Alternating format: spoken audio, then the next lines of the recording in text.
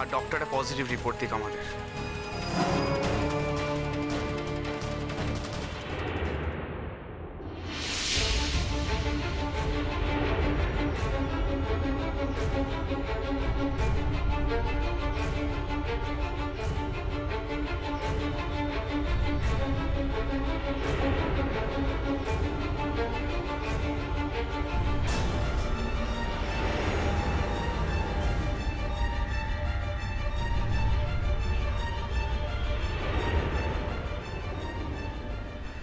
এই শেষ চেষ্টা করলাম, এরপর তো আমাদের কিছু করার নেই।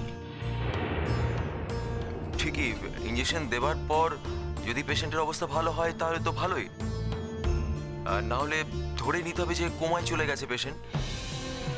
আর কোমা থেকে কবে ফিরবে বা আদৌ ফিরবে কিনা সেটা তো আর আমাদের হাতে থাকলো না। ইঞ্জেকশন তো পুশ করলাম, এখন আমাদের কয়েক ঘন্টা অপেক্ষা করতে হবে।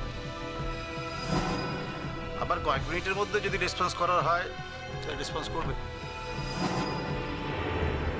ডাক্তারবাবু, পেশেন্ট পার্টি নিচে ওয়েট করছে, বারবার আমাকে জিজ্ঞেস করছে পেশেন্টের কন্ডিশন এখন কেমন আছে।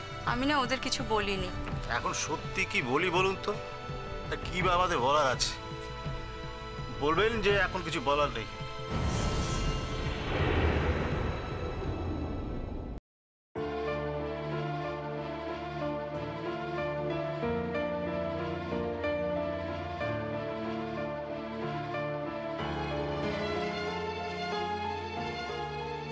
মা,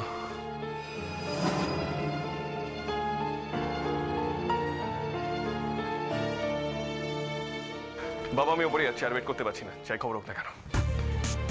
আবির, কি? তুমি ওপরে যাবে না, দেখো সবাই চেষ্টা করছে শালুকে বাঁচানো। তুমি ওপরে গিয়ে কিচ্ছু করতে পারো না, ওদেরকে ডিস্টার্ব করবে। তুমি এখানেই থাকো। আবি প্লিজ।